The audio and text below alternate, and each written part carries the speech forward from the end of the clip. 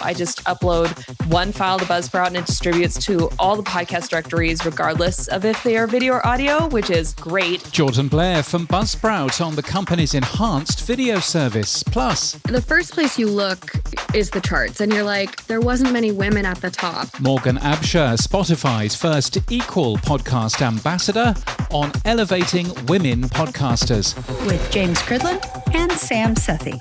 This is the Pod News Weekly Review With Buzzsprout. Start podcasting, keep podcasting. James, so obviously the big story this week is Spotify. Yes. Not the one that everyone's expecting, first of all, of course, but let's start with Spotify, the new Equal Programs podcast ambassador. What's the Equal Program, James? Yes, I'm glad you are. So this is the big Spotify story, obviously. No, but it is a good thing that Spotify does, and it deserves to be first. It's an extension of Spotify's Equal program, which has run since 2021 for music. It focuses on aiming for more equality for women creators. And for the first time, the company has extended this out to podcasting with the first ever Equal Podcast Ambassador. My name is Morgan Absher, and I'm a full-time podcaster these days. I host the crazy show based on Reddit stories called Two Hot Takes. Yeah, so tell us about that. It's a big show. It's been in the Edison Research Top 50. What's the show about? So I like to describe it as a modern-day Dear Abby, a modern-day, relationship advice column. We're pulling stories from the internet, and now, since we've grown so much, our own subreddit, and essentially just reacting to people's crazy life problems, giving them advice, and just really creating a sense of community and village for people to deal with their problems and kind of come together and crowdsource solutions and advice. And so how did you get into the podcast? What made you start doing that show? It was a total accident. Biggest random blessing of my life. I actually moved from Minnesota to Los Angeles for grad school, graduated April 2020 with a doctorate in occupational therapy, but pandemic was hitting, and so I couldn't get a job in healthcare. I applied to hundreds of places. You would have thought that's the one place where you should have been able to get a job. I know. You would have thought it would have been easy. They would have been like begging for me, but no, I think it was all hands on deck and unable to bring on new hires. So my boyfriend at the time, now husband, and I was on Reddit constantly. I'm like, I got nothing else going on. I'm going to be on Reddit. And I was like, what about a podcast? Like, I can't keep sending these to my friends every day. They have jobs, they're working. So he bought me all of the equipment, taught me how to edit, and I just kind of hit the ground running. And very cool. It blew up overnight. Very cool. You've been doing video for a long while on both Spotify and on YouTube. How has video been for you? Yeah, video is everything for me. I started video day one. So back in February 2021, the very first episode always had video. Right. And it's really been, I think, the sole reason I've grown as quick and as big as I have. I think, people, especially reaction type content, they want to see the people, they want to see the faces, the jaws dropped. So I think video adds just such another big component, and also makes you feel more real and that sense of community too, if you can see the person and really feel like you're connecting with them. I've done one video show so far. That's been it so far. What do you think? What do you think of it? I'm still plucking up the courage after doing radio for 30 years. This whole idea of a TV, I don't know. You're also with Pave Studios. You're doing a true crime show called Clues, and you won a Webby for that. Did you pick up the award yourself? I did. I have it now. What was your 5-word speech? Can you remember? I was basically just thanking the listeners. We did it thanks to you, something like that. But I mean, yeah, I think nice. Both shows, especially I think Two Hot Takes, like it wouldn't exist without the listeners. So I'm always just very thankful. Yeah. So Spotify's extending its Equal program. Until now, that has supported women in music. It's now also supporting women in podcasting. And you are the first Equal podcast ambassador. Why is that important to you, Morgan? I mean, it's huge. It just still feels surreal. I don't really have all the words to kind of encompass how I'm feeling. But, when I started podcasting, the first place you look is the charts, and you're like, how do I do it? How do I do it as well as the top and the best is doing it? And there weren't very many. I think, Crime Junkie and Ashley Flowers was really my blueprint. But beyond that, there wasn't many women at the top. And so to start having more inclusion and a way to amplify, women-led podcasts, I think it just really helps. And even if you look at the top, 100 today, there was that Annenberg study or report that came out. And even still, the top 100 are mostly men, even though, listenership and everything is women are really starting to be up there and listening to more episodes every week. So I think a program like this really just helps kind of get us on some even playing field and makes that, the success stories a lot easier to come by. And I hope to hear more of them. What should the industry be doing better, do you think, for women's equity? I think Spotify actually does a great job of this, but there needs to be more events and community building things. I think, early on in my career, it was really hard to get guests, especially guests that were at a higher level than me and could help cross-pollinate and promo the show. And Spotify puts on a lot of good events of something as small as just a social meetup for people that are podcasting, or, they have Jordan Newman come in. He's like, here's your show art and your cover art, and here's how you hack the system and make it so your art speaks and helps grow your show. So I think more partners need to do that, and these courses of how can you be the best, because there's still not a lot of transparency out there, that speaks to this is what I did, exactly how I did, and here's how you replicate it. Jordan is very good. Who do you look up to in terms of podcasting? I would say Ashley Flowers is a big one.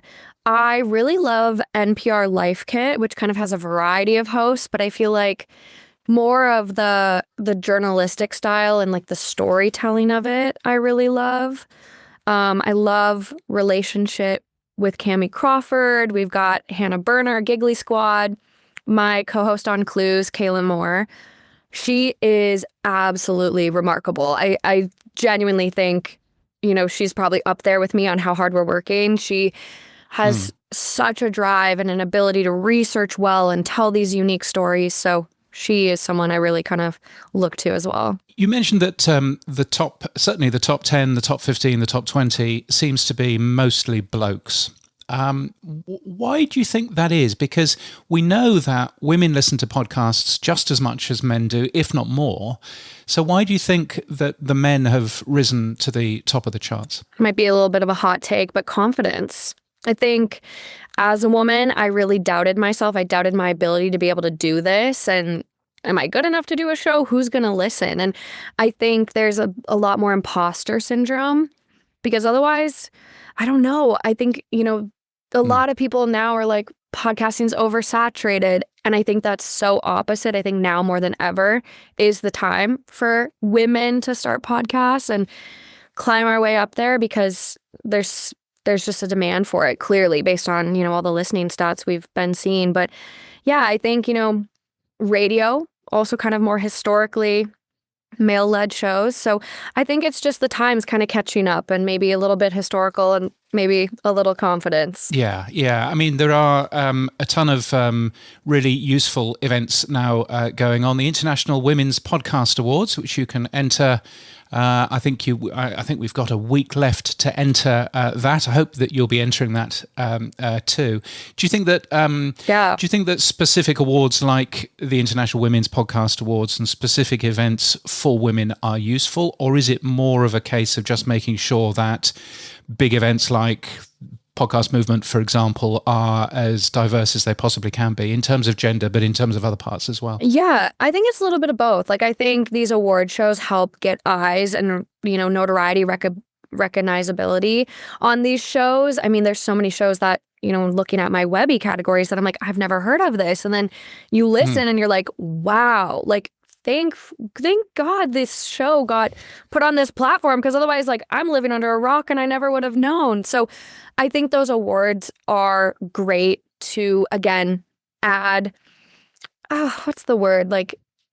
Levity, where okay, I won an award. Oh, Morgan's the real deal. I'm going to go on her show. So I think it really helps there. And I think the podcast movements as well, and the speakers and the panels and the topics they cover, like I think that really moves the needle as well. And do you think video has been helpful in terms of women getting into podcast creation, or has video been something which has just sort of added to the imposter stuff? Yeah, I think it's a little twofold. I look at my career and I wouldn't have it without video. And I think if you look at, the influencer of it all, I think, there's kind of that stat that more influencers are women. And so I think having video does get it out there more. But I could see how it could, make an imposter syndrome for someone where it's like, I need a video and I need mics. It doesn't have to be that. Like I started and I used my iPhone and it was grainy. And I think people liked it more. Like there's almost like something to that where it's like that underdog quality that people just want to root for you. So I think as long as the education is out there of like, no, don't overthink it. It's not hard. There's actually less barriers to entry than you think. And so we just have to meet that again, transparency with education and the information that you can do it. Forget imposter syndrome. Yeah. Morgan, where can we find out more about Two Hot Takes? You can find Two Hot Takes everywhere. Spotify, first and foremost. But any platform you get your podcasts, we are there. Instagram, TikTok, everything. All the socials. Super cool to speak to you. Thank you so much. Yeah, thank you. From your daily newsletter, the Pod News Weekly Review. Okay, so that's the good stuff that Spotify does. Let's get into the other stuff. Well, let's start off very quickly. They put out their financials for Q2. James, what's the highlights? I mean, the highlight is really hitting 300 million premium subscribers across the world. That is a pretty good highlight. Not sure necessarily that investors kind of liked it. Shares dropped 5% early on before slightly rising above afterwards. But they're talking about AI stuff. They're talking about personal podcasts. Oh, good. Generating short, private, personalized audio directly inside Spotify. And they say that 25% of their users are already utilizing AI features. But the actual financial bit is probably the most important. Revenue rising 14% year on year to 4.8 billion euro, powered by gains in premium subscribers. Of course, 300 million premium subscribers worldwide, 7 million gained in Q2 alone, and they've got 777 million total monthly active users, which is 111 more than 666, the number of the devil. So they have done pretty well in terms of their numbers, which is nice to see. Yeah, they did see a slowdown in the numbers. They were projecting 778 million, so they missed their number by 1 million. Look, that's not bad.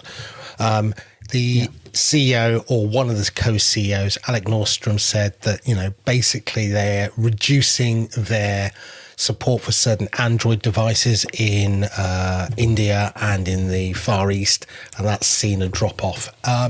Overall, I think their focus on AI is something that we're going to talk about a little bit more in a minute, but that seems the arrow of direction. Get more users, move them more to premium, get them off the free platforms, reduce the number of lower end supported devices, and go for the higher end paying premium users. And I think that you've said this in the past, we can't keep measuring the number of users in podcasting as a metric because it will flatline eventually. And so I think it looks like Spotify's probably doing the same. They're going, we might be growing our user base, but actually we want to grow revenue per user. And I think that's going to be a bigger metric for them going forward. Yeah, I think that's absolutely right. And you can well see that Spotify may wish to be focusing a little bit more on the premium side of their business as well, given that they make so much money from that than the ad-funded side. Now let's move on to an exclusive that you revealed this week on Pod News.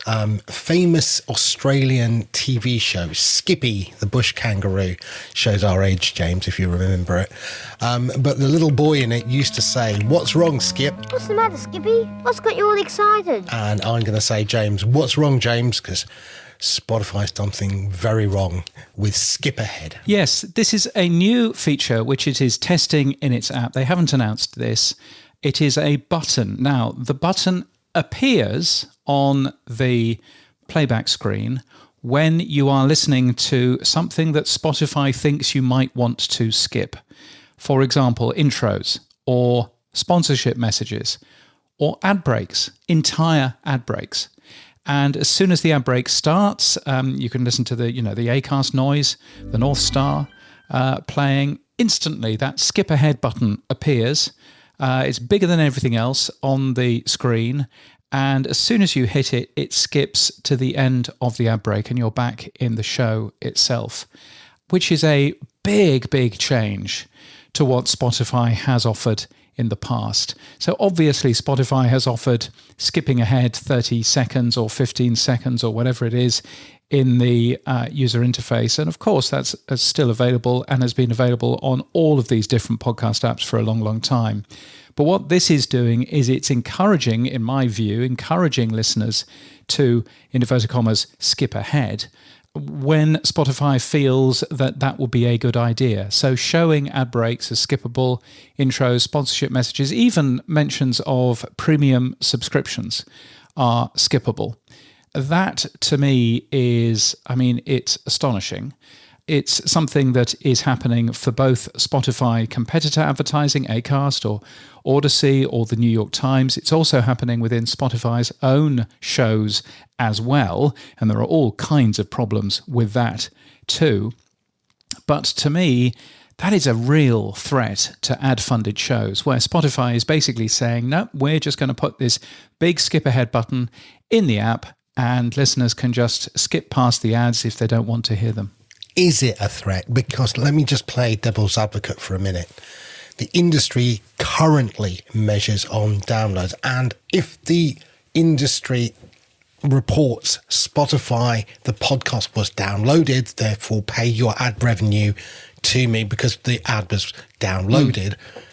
Because no one's asking for a play number yet. No one's asking for a percentage completed of the advert. And they're not being paid on those metrics. They're being paid on a download metric. So is it post-download delivered? Thank you very much. Now you can do what you like. Skip ahead because you could do it manually. We're just doing it all programmatically. I'm playing devil's advocate. I don't like this either. But I'm just trying to see, is there a position that Spotify could take which says we're not affecting the ad revenue because the ad revenue is being paid out on the download metric? Well, Spotify has said to me that they are not affecting ad delivery, which is technically correct if you assume that ad delivery is to the device, not to the listener's ear. Correct. If ad delivery is to the listener's ear, which is actually what people are paying for. They're not paying for it. They desire it, but they're not paying for it. Well, it's not how they're charged, but it's what they're paying for is for those ads to be heard by human beings. Okay. And if those ads are not being heard by human beings, then those ads aren't reaching those listeners. And if you're deliberately encouraging, and let's be fair, this is deliberately encouraging, a big button that appears as soon as the ad break starts is a very different thing than skipping ahead 15 seconds. And apart from anything else, this is happening in shows where Spotify is selling the advertising for. So you've got one half of Spotify going out there and saying, we can reach all of these people for you with advertising, please advertise with us. And then you've got another part of Spotify going, advertising is bad, we'd like you to skip past it. Some people say that that's fraudulent. I wouldn't necessarily go that far, but I do think that it's certainly unethical. Because the ads have been charged for. The ads have been stitched into the audio, but the listener has been actively encouraged not to listen to them. And that's just bizarre from my point of view. So if I pay for premium Spotify, because I don't actually know the answer to my next question, and the ad is inside the podcast, do I still hear the ad if I'm a premium user? Yes, because it's a third-party piece of content. It's a piece of content that's been paid for by Acast, or maybe there's an ad in there from Buzzsprout Ads, our sponsor, or there's an ad in there from Libsyn or from the New York Times or whoever it is. That's the typical way that any podcast app works, and so you still hear the ads if you are a premium customer of Spotify. Now what Spotify is doing is they're putting, if you're a premium subscriber, they're putting this big button in there to encourage you to skip ahead. What's to stop them, Sam, from going, you know what, actually people are using that skip ahead button, why don't we just turn that on automatically? Yeah. So every ad that goes into Spotify, the ads are skipped. And guess what? I went to have a look at the terms and conditions of Spotify. There is nothing to stop them from doing that. Nothing to stop them from doing that at all. And let's be just clear about that. That would destroy the ad-supported ecosystem that podcasting is. Spotify in some parts of the world is 75% or more of all podcast downloads. It is a massive, massive player in this market. And yes, there are 500 million Spotify free users, but there are also nearly 300 million paid for Spotify users, Spotify Premium, who all of a sudden, at the moment are being encouraged to skip the ads, but all of a sudden might even be just automatically removed because, why on earth would Spotify not do that? So again, playing pretty dumb because I am. These are the ads that are coming from third parties like Acast and Triton and AdWiz. Do ads from Spotify, from the Span network, appear in premium podcasts, or are they only in the non-premium payment? No, ads from Spotify still appear when you're listening on premium, and I think there's a different conversation around whether or not that should happen. Whether or not, if I'm listening to a Spotify show on Spotify, whether or not as a premium subscriber, whether or not I should be able to opt out of the ads.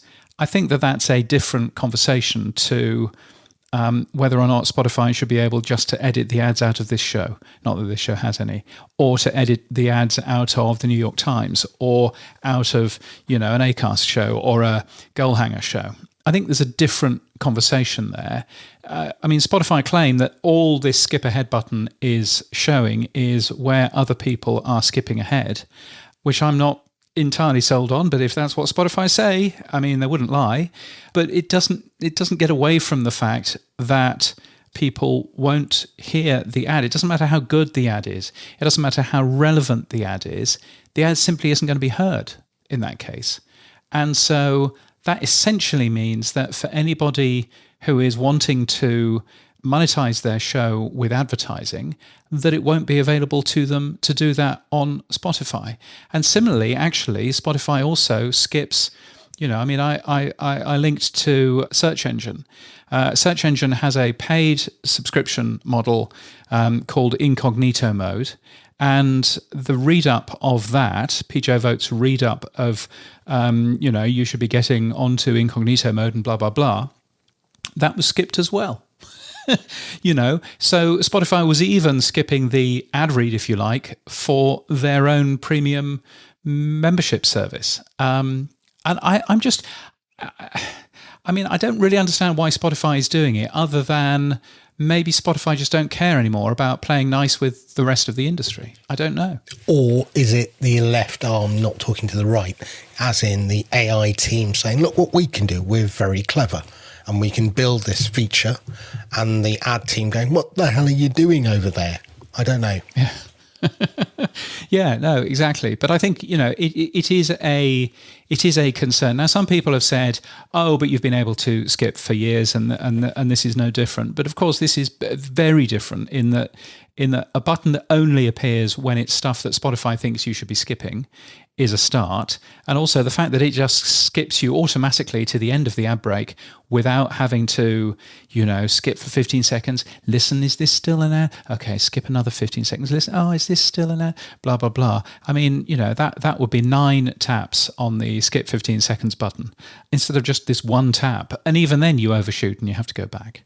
So it's a big difference. It's a big, big difference. And the fact that third-party podcasts are on this service where the ads are getting stripped from it makes it very different to something like YouTube, where YouTube does sometimes allow you to skip some of the presenter-read sponsorship messages on YouTube, but on the other hand, YouTube are paying those people money for being on YouTube, and there's no payment from Spotify for this show to be on Spotify. So again, there's a big difference there. We talked about Podtastic last week. $2.99. Buy the app, skip the ads. Is this any different? Is Spotify just a bigger version of Podtastic now? I mean, it's different in the case of, in the Philippines, Spotify is 72% of all podcast downloads. In Mexico, Spotify is 47% of all podcast downloads. Podtastic will never be that big. I'm not saying that Podtastic should be just allowed to do whatever it is that they want, but at the end of the day, they're not going to materially harm the podcast industry. This is going to materially harm the podcast industry if those sorts of numbers, a third of all podcast downloads in Australia are done through Spotify.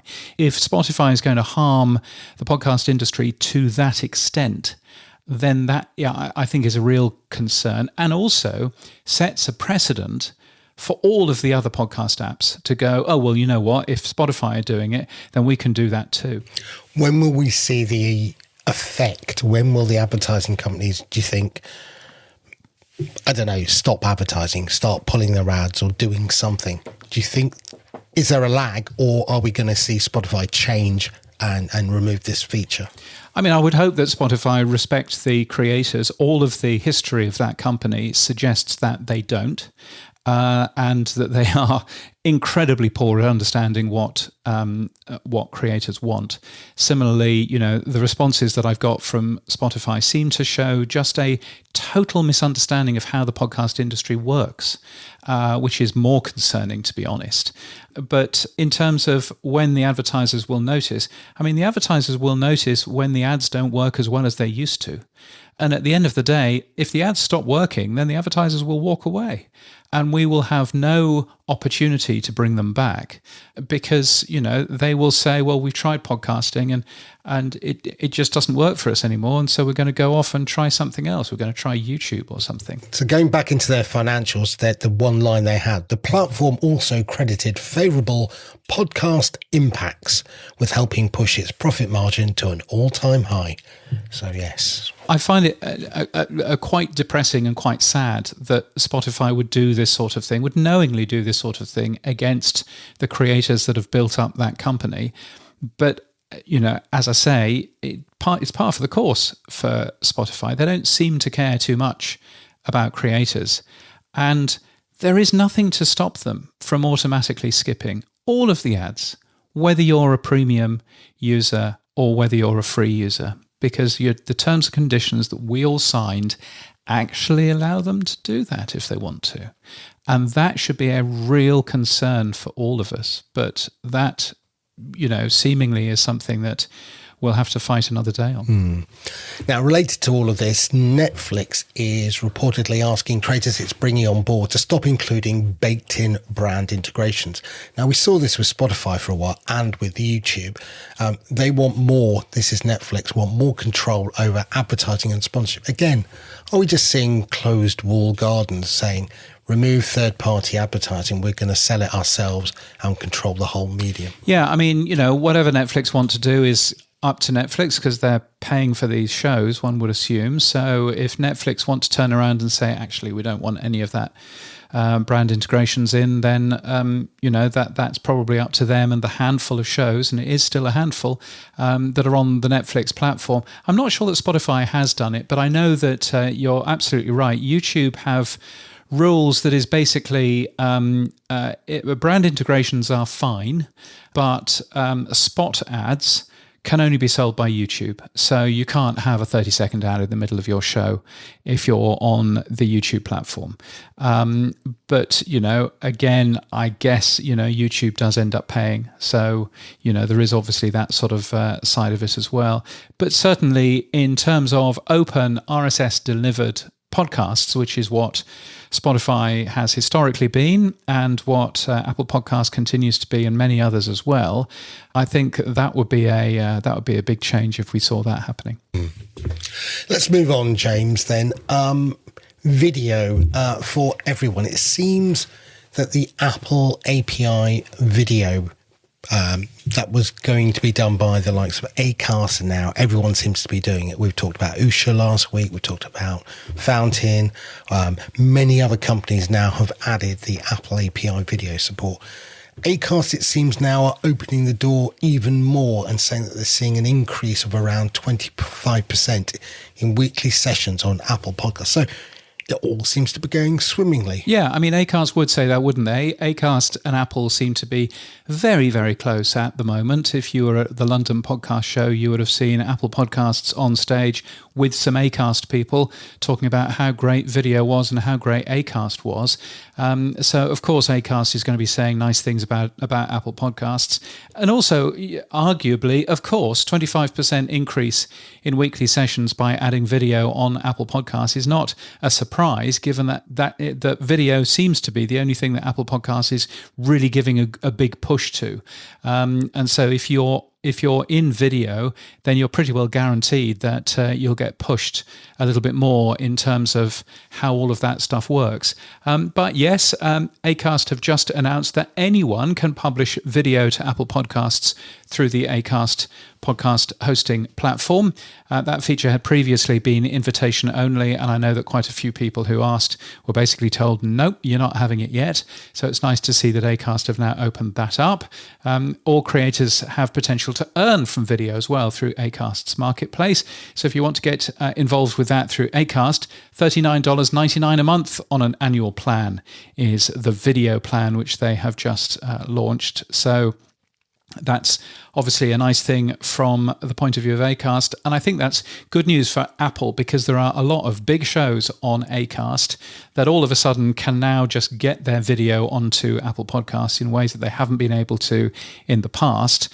And so Apple should be rubbing their hands together and going, brilliant. This is very good news for us. So they join a number of other people who have enabled Apple Podcasts. Of course, Buzzsprout enabled Apple Podcasts a while back.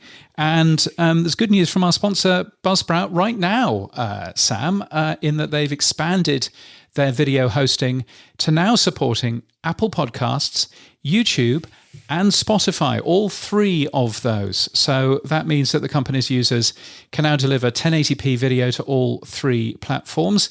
And the audio and video plan starts at just $25 a month on an annual plan. I thought I'd find out a little more. I am Jordan Blair, and I am the podcast producer at Buzzsprout. So what's Buzzsprout announced this week? So we announced a while back, you might remember, that we integrated video distribution through Apple Podcasts through HLS. And now we have extended it to also include YouTube and Spotify for video distribution. So why would a typical podcaster find that useful? Well, I don't suppose a typical podcaster might, but if someone is producing video for their podcast, it is a huge improvement. So, with Buzzcast, we were kind of dog fooding the video podcasting because we have to test it out, especially if we're developing it. Like, we have to also be doing video podcasting and going through all the pain points that other people are going through.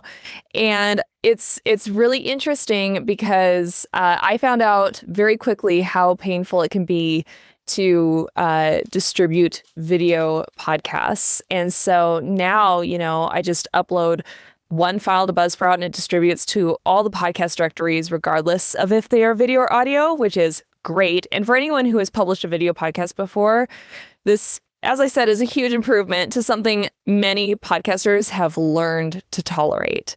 So it's now part of the exact same workflow that people have to go through in their podcasting process. So yeah. Now, obviously, we would never do video on this show, but we did do a video version of this show about 3 weeks or so ago, and the Spotify stuff was working at that point, and that worked fantastically. For me, because I was uploading the video file edited in iMovie. Look at me, as if I know what I'm doing. Yeah. But I still had to go into YouTube. So now the whole thing is really easy. Some podcast hosts who are doing video are limiting the quality down to 720p. What's Buzzsprout doing in terms of the quality?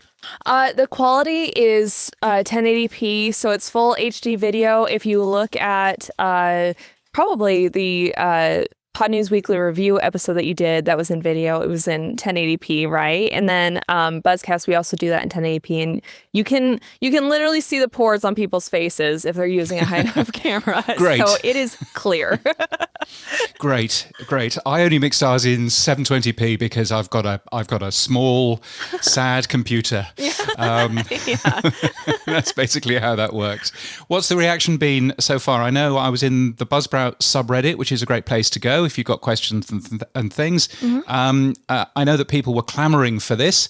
Are people happy about it so far? So happy. It's really great because a lot of people were kind of like holding back on the video podcasting thing because they were like, well, I'm not going to do it if I can't also distribute my video to YouTube and to Spotify. Like, I'm not going to juggle all those platforms, which, I mean, understandable.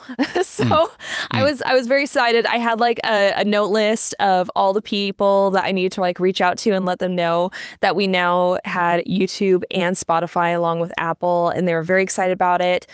We've got few thousand podcasters that are now distributing their video podcasts to all the major platforms. So yeah, it's been great. We've been really happy with how happy our podcasters are, which is great. Yeah. And we saw some figures only yesterday in the Pod News daily newsletter that 17% of people who listen to podcasts are listening the most on their TV. I saw which that. just blows my mind. I know. But obviously that's a really important thing as TV gets more and more important in the podcasting world, more and more important to make sure that you've got good quality video, which is available there on whatever platform anybody wants to create. Apple Podcast Video isn't yet available on Apple TV, but will be in the next couple of months. But obviously we've got YouTube already. There's Netflix if you're one of the 7 people who are on there. Good luck. but also a ton of other places as well, Rumble and all kinds of places. So it's very, very much more important. Have you seen any good videos, any good video podcasts that you'd recommend, or is it still early doors in terms of that? It's really obviously funny. Buzzcast, obviously. I mean, okay, yes, thank you. You Yes. softballed that to me. I almost missed it. Yeah, Buzzcast is obviously great, but it's really funny because I first and foremost consume my podcasts in audio format. I love it. Like, I know I did a video podcast, but there's very few things that I will actually watch as video unless they're one of those podcasts that is kind of like leaning video first and they reference a lot of things on the screen and they talk about clips and stuff like that I can't see. In that case, I usually would go to video, but I try to avoid stuff like that, to be honest. So, Jordan, will we be seeing you in New York next month? Yes, you will. I will be at Podcast Movement, and I'm so excited. I literally told myself, I hope that they can like hop over the pond and come see us. Yeah, it'd be great to visit. Yeah. So, I'm looking forward to it. Are you doing any talking? I don't know if they've officially announced it, but I did get an email that my session was selected. So fingers crossed that is Excellent. the case, and I should be on stage. Excellent. Yes, they've sent me an email saying that my session about the history of podcasting, I've got 20 minutes to talk about the history of podcasting. Oh wow, Yikes. that's Yes, 20 years. yikes. So you get 1 minute a year, it's right? not, and I'm afraid it's not 20 years because the first podcaster was in 1949, Jordan, which I'm going to argue. I'm not necessarily. Well, obviously, I need to go to. Yeah, I'm not necessarily sure that people are going to believe that, but anyway, we'll give that a go. So excellent. Yeah. We look forward to, or at least I look forward to seeing you there. Sam has some excuse about it being his 60th birthday. Which is a rubbish excuse so far as I'm concerned. But anyway, I'll be there and I'm looking forward to that. What's a good podcast where people can go to learn more about Buzzsprout and everything that you guys do? Oh, well, I have to plug the podcast that I co-host and produce, and that's Buzzcast. I co-host that with Albin and Kevin. And we also have great podcasts for learning about podcasting, like Podcasting Q&A and Buzzsprout Weekly if you want to keep up on our newsletter. So yeah, we've got a handful of good ones. But yeah, if you just search Buzzsprout, you'll see them. Yeah, and I'm also a fan of Happy to Help, which is all about customer support, Yes. which you guys do really good. Thank you so much for your support. I'm looking forward to seeing you in New York. I can't wait. The Pod News Weekly Review With Buzzsprout. Start podcasting, keep podcasting. So, James, that's really good news for our sponsors, Buzzsprout, and it's good news for consumers, I think, seeing different rates now. I think one of the things we talked about when Apple first announced this API was, the market was all over the place in terms of pricing. You had Flightcast, $150 a month, and, you had Libsyn, it was massively high, and then you had other companies, very low pricing. And I don't think we've really come to a medium number where the industry's settled, because I think we're all still trying to find how much usage do we get and how much usage we don't get. Now, what's interesting is Blubrry also has announced that they are supporting audio and video, and they've also announced, I think quite interestingly, a time-based hosting plan rather than a data delivery plan. What have they done?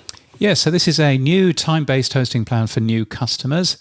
The company describe it as a simpler way to choose a plan. So instead of having to worry about storage or, file size or megabytes or anything else, which frankly, people don't really understand. Now they're doing it just simply based on how many hours of content do you plan to publish? And if it's a nice and simple answer, then hey presto, there you are. So if you're going to, for example, publish up to 3 hours of content a month, not this show, then you would be spending $15 a month.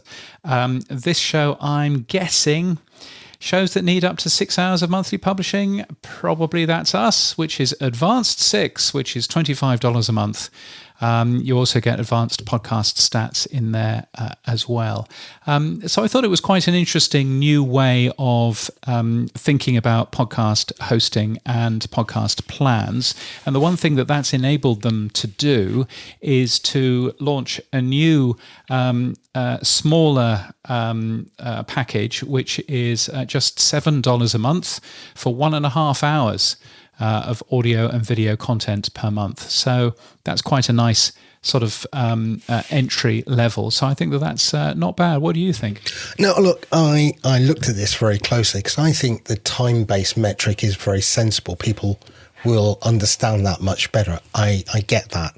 And I thought about that for my own company, True Fans. But I had a question because it says all new time-based hosting plans include audio and video. And I went, okay. So the audio file, let's take, an average show, 100 meg. And then video, that could be 1 gig. So do I get the same 6 hours for the same amount of data, whether it's audio or video, or what happens? Because clearly that's 10x difference if I'm doing video to audio. Does Blubrry still let me have my 6 hours, or do they let me on the Advanced 6 program with 6 hours for $25 a month put up video? Yes, they do. So yeah, you get video with all of these. You get video with all of these, which is really nice actually. So they've built that in. I'm guessing that there'll be a percentage of podcasters that bother with video, and most of them don't. And that's basically why they can afford to offer it in that way. But yes, audio and video, Apple Podcasts, Spotify, YouTube, and more. So there you go. So yes, it's you get video built into that as well, which is nice. Talking about big screens, James, and you were talking about, YouTube and YouTube and Apple. There's new figures from the BBC that claim the corporation podcast and YouTube are now up 17.4%. So again, YouTube seemingly growing quite nicely. Well, yes, either YouTube growing quite nicely or the BBC putting more of their stuff onto YouTube, which I suspect is the case, really.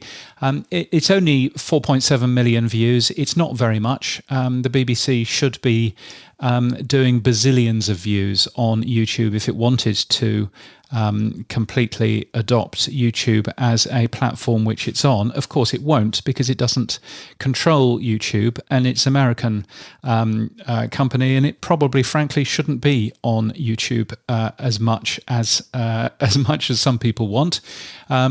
I think that there are good reasons why the public service content should be on there, the worthy public service content, news and that sort of thing. But I think anything entertainment should probably keep on iPlayer only in the UK. But nevertheless, yes, good to see numbers from the BBC there. And while we're on the BBC, we might as well cover the other numbers which they're doing. Total BBC podcasts outside the UK up 4% year on year, 215 million global downloads, which is quite a lot in the scheme of things. 215 million global downloads for BBC podcasts is 45 times more than they're doing on YouTube, just saying. And also in the UK, 831 million plays of content on BBC Sounds. Now, that might be a live radio station, it might be catch-up radio as well as podcasts, but that's still pretty nice. It's up 19% year on year, although, as with all of these numbers, we don't actually know what a play is. Moving on, James, this one is an interesting one. The EU has brought out its Artificial Intelligence Act, and it comes into law this week. It's basically, if your content is consumed in the EU, like all podcasts are, then Article 50 requires clear disclosure if you use AI to generate or manipulate audio or video content. Is this what we've been waiting for? Legal requirements placed on production companies who do podcasting? Yes, I think so. The question is whether or not the EU will police it. Now, they've been doing a very good job of policing the GDPR, it has to be said. And so whether or not they will be doing the same sort of job to police this in terms of AI, I don't know. Listening to Inception Point AI's most recent shows, they are not saying that they are AI produced at all in the audio. And I suppose the question is going to be, is a mention in the show description but not the show notes or the audio, is that going to be acceptable? Is a description that just says made in collaboration with artificial intelligence, is that enough to actually classify as a clear disclosure? And so the proof of this will be in the eating, I think, in terms of what the EU actually says. But it's pretty important. Fines can reach a maximum of around $40 million US. And so it's pretty important to actually get the clear disclosure correct. But essentially, if you are using AI to generate content or to manipulate content, so that's not denoising, that's not repairing, that's not using AI editing tools, that is taking Sam's voice and making him say naughty things that he otherwise wouldn't, then you need to be very specific in terms of clearly disclosing that is actually AI use. And I think it's a good thing. So there's a couple of things here. One, I think America won't give a damn about this. They don't give a damn about GDPR, really, other than blocking you if there's a GDPR requirement. I think the Magnificent Seven AI stocks is what's holding the American economy together. Add to that, the OpenAI, Anthropic IPOs that were held back but will happen at some point. I can't see America going, yeah, let's put restrictions on AI. I think it's just going to be ignored. So it'll be interesting to see if the fines are implemented. That changes behaviour. Let's see. Apple, you've talked about, has in its T's and C's that, you have to disclose AI. Has Apple done anything? Not a thing. So I can't expect this is going to have any effect unless the EU really have some teeth. Yes, no, I think that's important. There are also all sorts of talk about AI music, of course. I think a number of music companies have said that in order to qualify for music charts, then music needs to be substantially human-made. I'm kind of looking at that and thinking, I don't really agree with that. I think, if AI music is good, AI music should be fine as long as people know that they're listening to AI music, and maybe that's the thing. Now, the last thing I'd ask on this one, James, is more of a technical one. There is a proposal that came out from Alberto Botella from RSS.com about an AI tag. It was a simple declaration, but that isn't actually formalised in the Podcast Index 2.0 spec. Do you think this is going to accelerate that? Will we see that now adopted? Well, I think the only way that it'll be adopted is if people firstly agree with it, but also secondly, that all of the podcast apps put it in there. And if it's not put in there, then of course you won't be compliant. So therefore, no podcast producer is going to be just ticking the box that says made with AI and hoping that that's going to be enough. So again, it comes down to the problem that we have, the benefit that we have of open RSS, but the problem that we have of open RSS in that there is no way for us to turn around and guarantee that every single podcast app out there is going to be clearly using that podcast AI feature. So unfortunately, I think it's a great idea, and wouldn't it be nice if it was to move forward?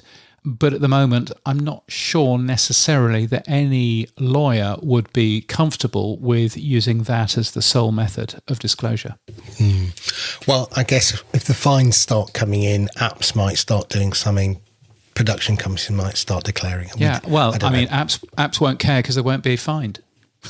So yeah, okay, yeah, oh, well, yeah, which is the big conundrum with podcast apps that earn nothing from the industry that they serve. Don't we know with the it? exception of Spotify. Don't we know it?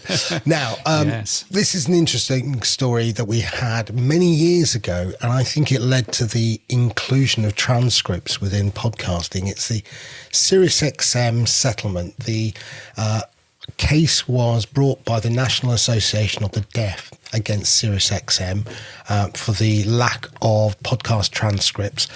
I think Apple, on the back of that, preempted the judgment and brought transcripts forward, which of course then led to the whole industry adopting transcripts. But what's happened since, James? What's going on with this case? Yeah, so this was back in December 2021 with the National Association of the Deaf and the disability rights activists, who are their lawyers essentially, suing SiriusXM for not providing podcast transcripts in its app. Now, in 2022, SiriusXM, it took them 9 months, but they kicked back and said it was unnecessary and unreasonable.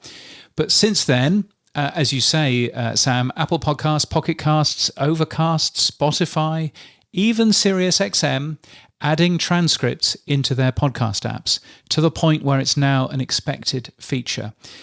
It now appears that the court case that probably, as you say, kicked all of this off, that court case is likely to finish later on in the year. The two sides have apparently reached agreement in principle on all key terms after more than a year of negotiations. The judge, Jeanette Vargas, has allowed a final deadline extension of October the 30th. And I think you're right, Sam. I think, this court action was what helped make podcast transcripts mainstream. I think that people saw this court action. Perhaps they were quite clever in going after SiriusXM and not going after Apple, because Apple has quite a lot of good lawyers, and I suspect that they went after SiriusXM because arguably SiriusXM doesn't quite. And so firstly, I think that was a very clever move of them, and I think that the National Association of the Deaf should be congratulated, because this definitely put podcast transcripts on the top of the list in terms of making them a thing. But I would also say that continued negotiation now helps no one but the lawyers. Lawyers are lovely, especially lawyers with beards. Lawyers with beards are the best, so far as I'm concerned. But I also think enough already, and they should just shake hands. Ideally, SiriusXM should pay some of the disability rights activists bill for all of this legal stuff, and everybody should shake hands and move on, in my humble opinion. But if we're going to sit and have another 3 months of this stuff, then I guess, lawyers have got to get paid somehow. Yeah. Well, I mean, Judge Vargas has said that unless a settlement is completed by late October, she's made it clear the case will move forward rather than remain in mediation. So Correct. I think she's just trying to say, right, enough's enough. We're going to a settlement. Yeah. Now, easiest court case that she's had. Now, talking of SiriusXM, they had their podcast revenue jump 30% in Q2, James. So at least they can afford to pay for this judgment. What's happened here? Yes, which is good news. Now, it's another sort of weird thing going on in the financials, in that if you look at their financial results, they don't mention podcasts at all. There is something weird called the Pandora unit, and the Pandora unit has gone up slightly. But it turns out the podcasts are in the Pandora unit. And if you listen to the clip of the earnings call, then Jennifer Witz ended up spilling the beans in terms of podcast revenue going up. Podcasting revenue grew 30% year over year, driven by rising CPMs, increased sell-through, and an ongoing appetite for our culture-defining content. So it's interesting, I think, with all of this, that actually there's quite a lot of news in terms of financials, but the podcasting stuff is getting harder and harder to find. So you've got this from SiriusXM. You've then got Amazon, who aren't releasing podcast-specific earnings either. They've made revenue of $200 billion in quarter two, up 20% year on year. But the only clue that we get is that advertising revenue is up 26%, but that's got all kinds of stuff in it. And of course, Apple, our friends at Apple, quarterly revenue of only $109.4 billion. Come on, new Tim Apple, whatever your name is. Come on, John Apple, get with the program. You've been new CEO for long enough. Anyway, we'll find out what they are doing. But of course, they're not releasing any podcast-specific revenue in that number either. And so it's actually getting harder and harder because of the consolidation in the industry, getting harder and harder to learn exactly what's going on with podcast money. This all goes back to your comments, to Dan Granger's comments, to multiple other people actually as well, saying, what is a podcast? If we can't define it, you can't show it in the metrics. And I think this is the problem. If we keep hiding it inside the financials, then the industry can't metric itself as an overall size. I agree. People News on the Pod News Weekly Review. Right, people news, and the first one all about the European podcast newsletter Eurowaves, which has announced an advisory board with somebody called Sam Sethi on it, which is very exciting. Well, hang on a minute. When did that happen? No, I'm only joking. You're on it too, mate. Oh, yes, so, I am on it too. Yeah, absolutely. No right. slopey shoulders from you. Yes, correct. So this is... I look forward to our dinners. That'll be lovely. Oh, yes, that'll be lovely. Yes, because I'm sure that there's going to be plenty of those. Eurowaves, if you don't know, is another podcast newsletter, but this one focuses very much on Europe and does a great job. Andrea Koskai, who, of course, we've had on this show not so long back. She is very excited about that, and I'm very excited, as I'm sure you are, Sam, in being involved with that. Well, I'm actually genuinely pleased for Andrea, because I remember when we got her on the show a couple of years back when she first started this, and I think one of the things is that, Pod News Day is brilliant. We all know that, and you cover the globe, but there's so many big stories that come out from English-speaking countries that seems to predominate, and I think Andrea's tried to go one layer below that and try and scratch the surface for Italy, Spain, Portugal, and the stories aren't really big. often, but they are stories in themselves, and it's good that someone's covering them. So well done to the team there. Yeah, no, I agree. I agree wholeheartedly with that. So that's very good news. Also, interesting news. Claire Davey has joined Fresh Air as Senior Partnerships Manager. Brett Schreiber moving from Ad Results Media over to Fox Advertising, which is probably good news for Fox.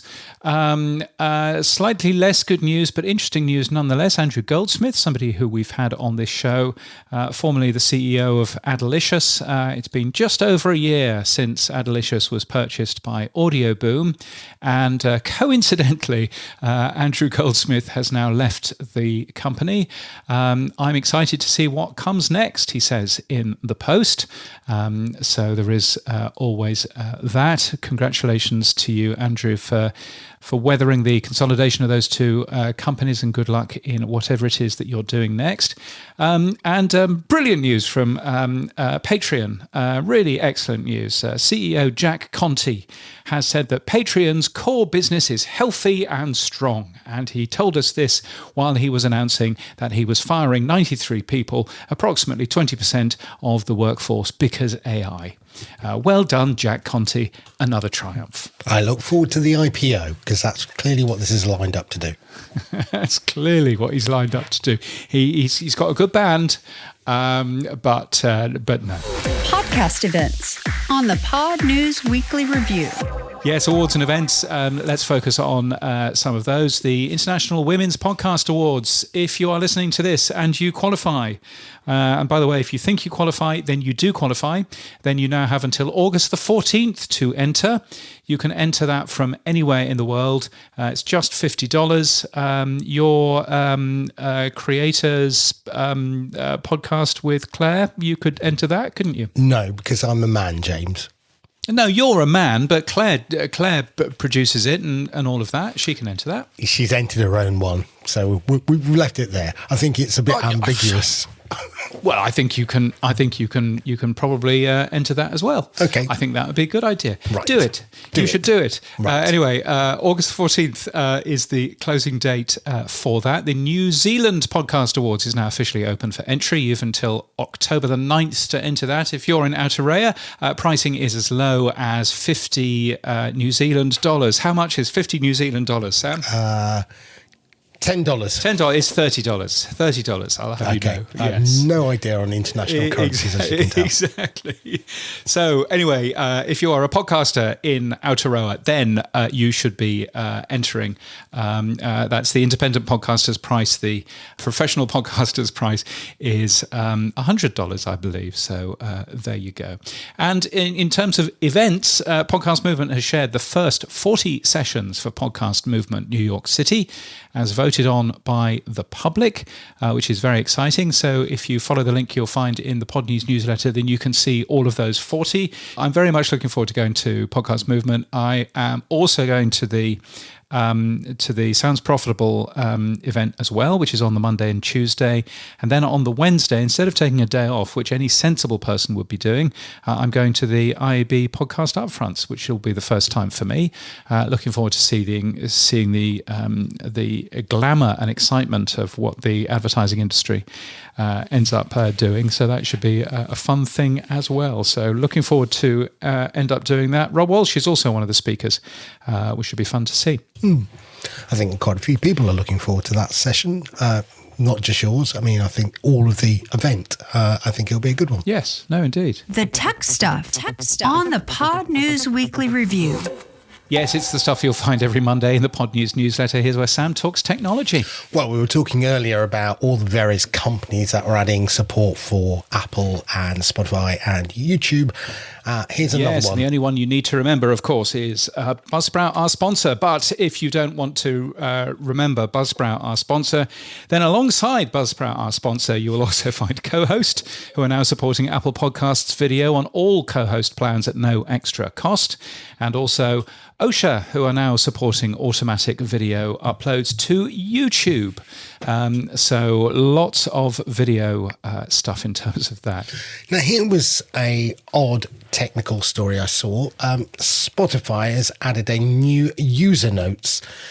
You can add customizable captions to individual tracks within playlists. I'm not quite sure what this does. Is it that I listen to a track and I go, loved it, hated it, thought that the third, verse was really catchy? I don't know what it is. Is it personalized user notes, I assume? I mean, I guess it might be. That would be quite a nice feature to enable people to understand why you've added these things to your playlist. Or maybe it just says skip the ads between 3 minutes and 5 minutes. I mean, I don't know, but but it looks quite a nice idea. It's probably the sort of idea that you would have done in True Fans about 6 or so months ago. Yeah, I really must check which Spotify executives is a True Fans user. Seems to copy. No, we added private notes. I thought it was a nice feature 6 months ago. If I'm listening to a podcast, and actually, to be fair, it came from Kevin from Skipped. I think he had the original concept and idea, and I thought it was a great idea. As you listen, if you have things you want to make a mental note of, you can do those, and they only appear to you. I think Kevin's Snipped platform is one of the first that did it. What else is going on? Reddit. Oh, brilliant. Yes.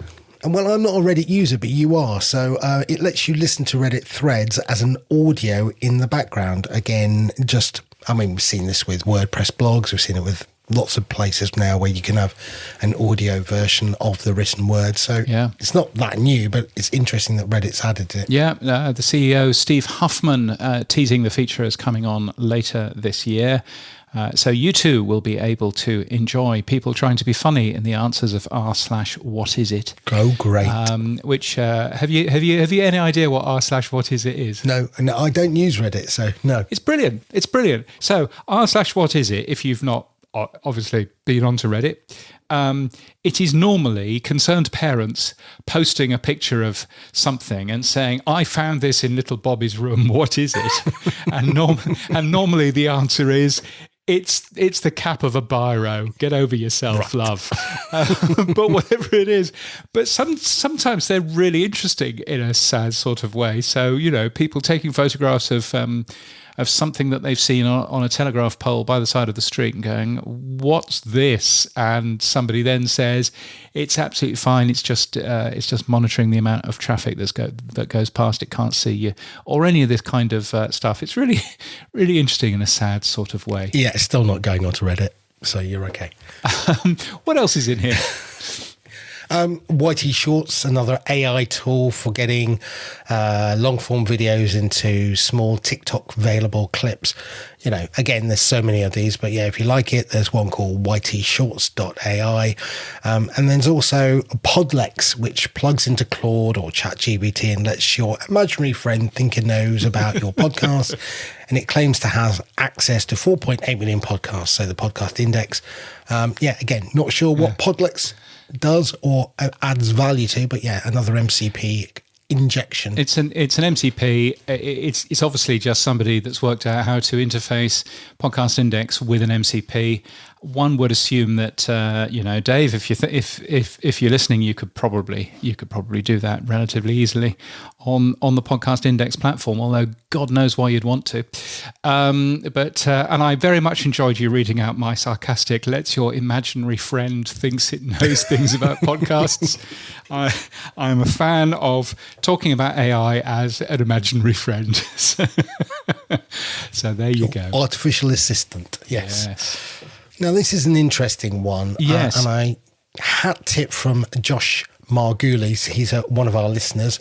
Sent this in to me and said, Cloudflare's introducing wallets that will allow you to store stablecoin, purchase services and receive funds across the web. Now, I read this, obviously, very interested to understand more about it. I've got a little bit more reading to do, but what they're trying to do is make this work for agentic AI. They're not trying to make this work for humans particularly. They're saying that the biggest stumbling blocks for agentic AI is that there are too many steps for AI agents to onboard, and they're trying to provide a faster, quicker way to bypass login or sign up sequences. The Cloudflare wallets, again, are going to be using, I assume, X402. And I'm going to have a play with it later, so maybe we'll talk about it next week. But yeah, an interesting thing if you're looking at different platforms and wallets. And I think Josh sent it to me going, so on the last few Pod News Weeklies, we've talked about this dying, the micropayment platform and Bitcoin and Alby and all this rest of it. And he said, has it died, or here comes Cloudflare? Well, there's been no end of white knights on their steed coming to try and fix micropayments. Sadly, not quite sure whether any white knights or steeds have quite managed it yet, but Cloudflare are pretty big. They know what they're doing. So, yeah, it's worth taking a peek at.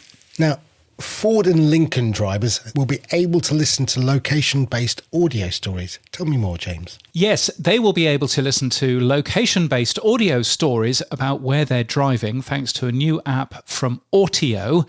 I looked at this and I thought to myself, I used to be on the advisory board of Maps.fm. So good they closed it down. And from that, we got the idea of the podcast location feature, which could do exactly that. Sadly, neither of those two have really gone anywhere yet. But isn't it lovely to see that Autio is doing pretty well the same sort of thing? More than 12,000 stories, saying it's similar to a podcast experience, and you'll be able to jump into the car and say, you know, I'm just about to drive past such and such. Tell me more about it, and it will do. So that's a very smart thing. So hooray, and also boo, because podcasting should be doing that. Fan mail and voicemail. Our favorite time of the week. It's the Pod News Weekly Review inbox. Yes, so many different ways to get in touch with us, although slightly less different ways than before. And voicemail, of course, by using the link in our show notes or email too. And we've got some excellent voicemails, including not the first, but the second, from School of Podcasting and Podpage's very own Dave Jackson. James, hey, it's Dave Jackson. I want to thank you for asking the question to Dan Granger that I always scream at my phone, which is, why are we holding podcasting up to a standard that we're not using on, TV and radio? And I like Dan Granger, but I hated his answer. His answer was, well, we don't want to be radio. It's a melting iceberg. And I'm with Sam. I think the way you measure success in advertising is, I don't know, did you sell more stuff? And I don't think it's the download that's holding us back, because we get report after report after report on how great podcasting is. To me, it sounds, and of course I'm a teacher, it sounds like an education problem that the buyers need to understand exactly how powerful podcasting is. Anyway, keep up the great work. Thank you, Dave Jackson, and keep up your great work as well. Yes, I agree, and I particularly around the download. And what's been weird over the last couple of weeks has been lots of people, and I know that you two have jumped on this bandwagon as well, Mr. Sethi, but lots of people... Me on a bandwagon? Never. Lots of people jumping around and saying that downloads are rubbish and we should be moving on from downloads and blah, blah, blah. I think Dave makes a good point. He's not the only person making that point. If you listened to In and Around Podcasting, that podcast with that brilliant jingle, then you would have heard Rob Walsh and Elsie giving their views about the AMP Accords. And on downloads, Rob said this. Don't crap on the download. The download is really all that we have today and tomorrow and for the foreseeable future. And crapping on the download without something in place and agreed upon and tested to replace it is not virtue signaling. It's not showing support for AMP. What it is stupid and short-sighted, and it will put more media buyers on the sideline, or worse yet, get them to leave the stadium completely. I have to say, I think that's pretty good advice. And I think what we don't have at the moment is we don't have an alternative. So if we're basically saying downloads are rubbish, downloads are no good for podcasting at all, then what we're actually saying, as Rob is saying here, is don't bother advertising on podcasting because, downloads are rubbish, aren't they? Well, first of all, I think that's going to be a great T-shirt. Don't crap on the download. Don't crap on the download. Oh, that's a T-shirt. Wow. Yes. Yes, go on, Rob. Yes, go on. Secondly, I think we said it earlier. Look, the download is the only metric. I'm negative to it because if I was an advertiser, I don't think the industry provides the type of metrics I would want. I want to know if my ad was actually played and how long it was played for. Look, that's not a thing that's too hard to ask. And I think within the models that are evolving now around HLS, that's going to happen. So maybe it's not till 2027, but let's not say it's not possible, because it totally is. But the download, yes, okay, Rob, it's the only thing we have. And that goes back to what I said about Spotify and even Podtastic to an extent. And if all we're measuring is the download, then guess what? Spotify said it. They add, or the platform delivery was done, and then post that, we started playing with the audio. So we can't have it both ways. Either you don't touch it and because it's not playing the ad, or we say you don't pay for the download, you pay for the actual play and the streaming of the ad. I don't know. There's something missing in this that I don't like. But yes, okay, Rob, that's all we have today, but I don't think it's sufficiently good enough. Well, not good enough means, well, don't bother spending any money on podcasting right now, and that's the last thing that we want. So I understand that. I don't want to do that either. Yeah. But I do totally agree with Rob's point on that, and that doesn't mean that we can't get better, but it does mean that at the moment we should be careful how much slagging off of the only thing that we have in this industry at the moment. That we do. I mean, I've been very careful in terms of the IAB podcast measurement guidelines, which I know that Rob has been involved in. I've been very careful in not saying what I think about them, because if I say what I think about them, then what am I actually doing? I'm destroying the only currency that we have in this industry. And that's not a very responsible thing to end up doing. And so through gritted teeth, there I am saying, the podcast measurement guidelines, there they are. They're very good. Because frankly, you shouldn't necessarily be saying anything else until we've got something lined up. And as for whether or not we do have anything lined up, Rob gave his own personal opinion, I should say, about the AMP Accords. The biggest issue, in my opinion, privacy. Whether or not the AMP Accords happen, it is all down to the privacy lawyers at the biggest aggregator apps, and more specifically at Apple and Spotify. And he went on by saying, why would you spend the money on the privacy lawyers if Apple and Spotify's privacy lawyers haven't come out and said, yes, we're behind this? And he ended up saying that people who were asking for podcast apps to earn a bit of the money in return for giving some of the data, I think he was saying, that's a brilliant idea, James, but have you considered that means that these podcast apps are selling personal data? And have you considered how difficult that is, even in the US? And I have to say, I had not. So I thought that was an interesting part of it as well. But yes, no, I think it is all fascinating. Thank you, Dave, for getting in touch. Thank you for being a power supporter as well. If you are a power supporter, by the way, you can also get into the super exclusive power supporter WhatsApp group, which is up and running, and lots of nice people in there saying nice things. So it's a good part of the internet if you would like to be in there. weekly.podnews.net is where you can join. Here's another bit of voicemail, and it's Neil Velio again. Hi chaps, it's Neil Velio here. You might be surprised to learn I'm not going to comment on Bartlett's office rocket. I had enough Bartlett drama on LinkedIn last week, which took up 8 hours of my life. James, I wanted to agree with your views on Apple Podcast stats being bullshit. Last week, you read out 182% average consumption off Apple Podcasts Connect. I think you said 82 plays on a 4-minute show. Yeah. And this has always been my problem with Apple Podcasts. They do things in secret, share no mechanics, and then put copy on their site saying, everything you think you know is wrong. We have a secret formula, and you don't know what it is, so there. Like when they were indexing transcripts for SEO and telling people the only way of ranking for keywords was still in the title and author fields, and then wondering why companies like Voxelize and OSHA monetized their platform's SEO. Oh, and if anyone can tell me where I can see my HLS stats for B2B podcasting insights within Connect, I'm all ears, because I don't see them anywhere. Cheers, lads. Never knowingly underspoken. Yes. Very impressive that he pre-bleeped the word bullshit.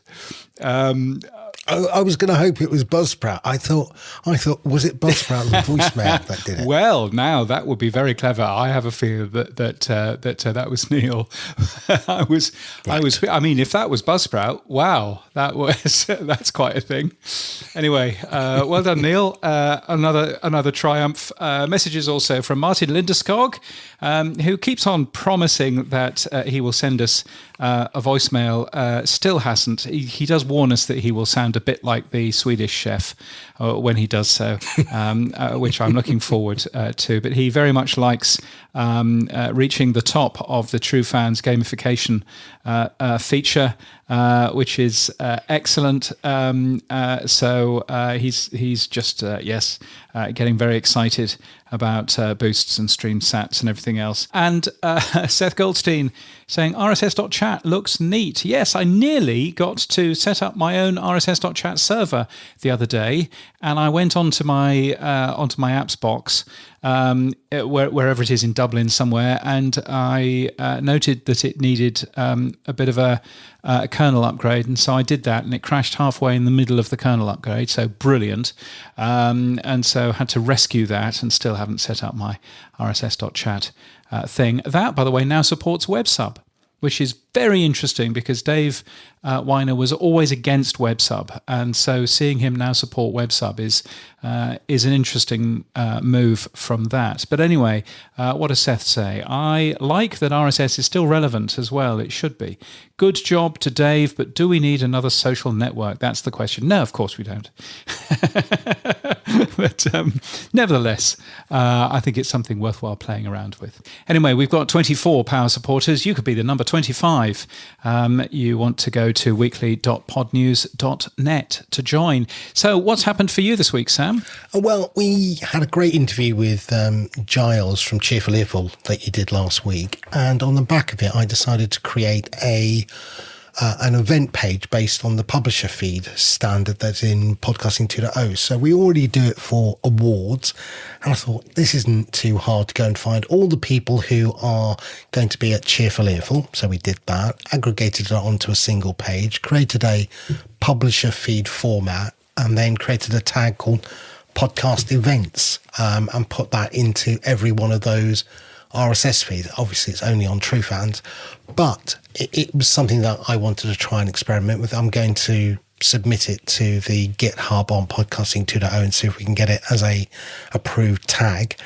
And the idea behind it is very similar for discovery reasons. So one of the podcasts will have this podcast events feed. Apps can then read the feed and go, oh, look at all the other podcasts that are at this event, and then create a landing page with it in the same way that we did with publisher feeds or podcast networks. So I showed it to Giles because he saw my post and we had a chat this week. He really likes it. We're developing something for him, and hopefully, fingers crossed, that can be then rolled out for Cheerful Earful before their event. And yeah, so it's just based on the publisher feed, but it's an interesting idea that I've been playing with. Very nice. It's always worth playing around with stuff and seeing if they work and if they don't. Yes, very cool. And then the other thing was we did the one but last leg. So this Sunday I do the Seven Sisters last leg of the South Downs, which will then be a night of eating and drinking in Eastbourne, which I'm not sure that's the best place to end up. But anyway, that's where we will be. Yeah, James, so what's happened for you, mate? Well, two interesting and exciting things. The first thing, time zones. It turns out that time zones, if you live in Australia, it's the bane of your life is time zones, but particularly so when apps don't end up using your device's time zone. So for the last 3 years, I've been sort of shouting at my gym app because my gym app always, when I go into it, it says, nothing for today. And you go, well, why not? Why not? It's Thursday. Sorry, I've got so many things going through my head about what your gym app says. It says, I'm saying it's Thursday. It's when I go to the gym. I've got something booked in, and then I skip forward, and it goes, "Oh, here's your thing," and I'm there going, "Oh," but it says Thursday, and so I was there writing a bug report to the app developer, explaining how time zones work, and basically saying, "Yeah, you're using New York time zones instead of Brisbane time zones because because it's not appearing today, it's appearing tomorrow." And then I realized that they've got a setting in their app of what time zone are you in, which is the most annoying thing. So if you're running an app, please could you use the time zone which you can get from the device to set the time zone and not have another place to set your time zone. That would be really helpful. Thank you very much. So that's the first thing, coding with James. And the other thing is I have moved to Apple Mail, which is something that I have not used. Moved back or moved first time? Moved first time to Apple Mail. Well, you'll be disappointed. I tried Apple Mail about a year or so ago, and it was buggy and it didn't work properly with my IMAP. So I moved it back again. New Apple Mail in new version of Mac OS. It's flawless. It works absolutely fine. I use an email service called forwardemail.net, which is very good, which gives you full IMAP accounts and calendars and notes and everything else. It's very, very geeky. You can forward your emails to other places. You can forward your emails to webhooks if you want. You can do all kinds of weird and wonderful things with emails. But it also runs its own IMAP service. And I have to say, it's been really good. It's been rock solid, both on the Mac and on my iPhone. It's really nice being able to see those summaries which Apple AI automatically does, and I've really enjoyed it. So that's been an eye-opening thing. So maybe at some point soon I might turn off the forwards to Gmail, and maybe Google won't have a copy of every single piece of email I've ever had ever, which would be interesting, wouldn't it? Yeah, I mean, I've been listening to you talk about the beta developer versions of iOS and Mac OS. I think you said it's fairly stable, so I'm thinking, okay, I might try it. Really stable, way better. I mean, virtually everybody on Reddit, you'd have known this if you were on Reddit. Virtually everybody who's used it, yes, virtually everybody who's used it has said, actually, this is way better. It's faster. It's about 20% faster. All of the kinks have been ironed out of the previous version of the OSs.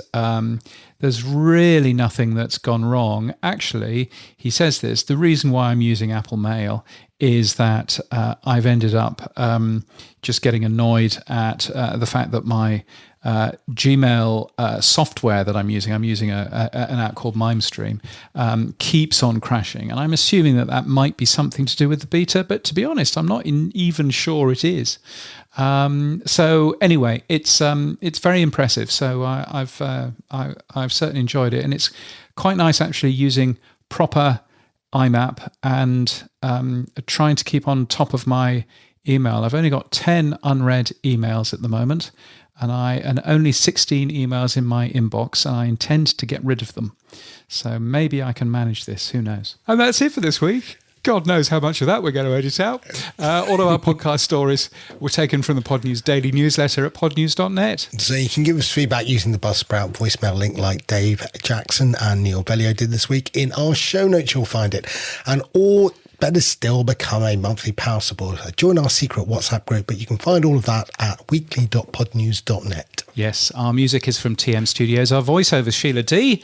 Our audio is recorded using CleanFeed, and we edit with Hindenburg.